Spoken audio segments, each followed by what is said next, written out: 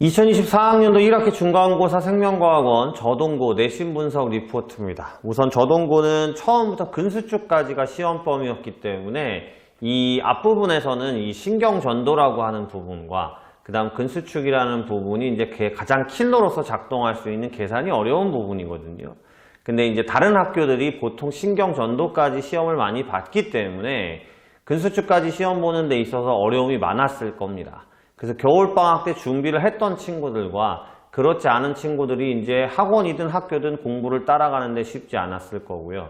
이 신경전도랑 근수축이라는 부분은 고3 모의고사나 수특 정도에서의 상급 문제 수준까지 학생들이 꼼꼼하게 준비를 하려고 하죠. 어려운 부분이다 보니까.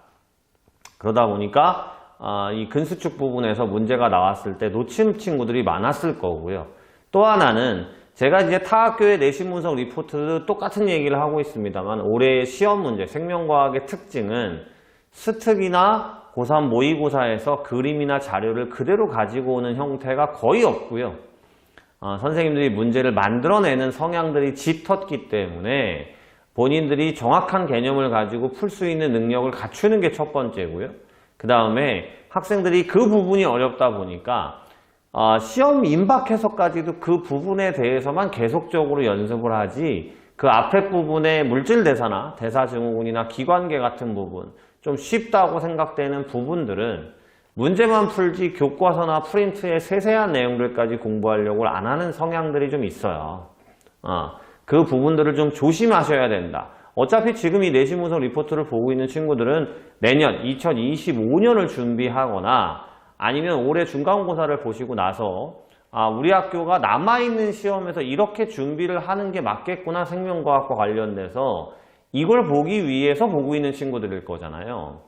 그러니까 그 부분들을 잘 생각하셔서 준비를 하셔야 된다라는 거고요. 다행히도 어렵고 까다로운 문제보다는 이제 기본 형태의 문제들이 출제가 됐어요. 근데 그게 다행이라고 얘기할 수 없는 부분이 이제 100점이 많기 때문에 1등급이 없을 수도 있다라는 얘기도 들리고 있습니다. 그만큼 학생들이 앞부분 준비를 철저히 잘 하신 거죠. 객관식 18문항에 논술형 5문항이나 있고요. 이 논술형에 세부 문항이 12문항이나 들어있기 때문에 거기다 이제 풀이 과정을 쓰라는 문제들도 있었던 상황인데도 불구하고 이제 어려운 부분들을 학생들이 첫 중간고사다 보니까 준비를 꼼꼼하게 잘 한 거죠. 그러다 보니까 여기서 이제 한두 개 실수가 있었던 친구들이 등급이 많이 낮았을 텐데 1학기 기말고사를 준비할 때는 조금 더 본인이 지금 했던 것과는 좀 더 이제 보완할 점을 잘 생각해서 공부를 하셔야 된다라는 부분이 결정이 될 것 같습니다. 대표 문항 분석은 이제 시험지를 직접 보시면서 보셔야 될 거고요.